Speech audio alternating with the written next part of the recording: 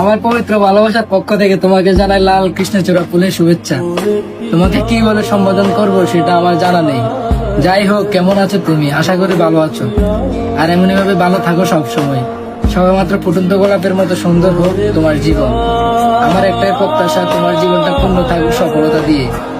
চাঁদের আলো যেমন ভাবে রাতের অন্ধকার দূর করে, স্নিগ্ধতা প্রদান করে, ঠিক তেমনি ভাবে স্নিগ্ধ ভালোবাসার সমাহার ঘুরে উঠুক তোমার জীবনে।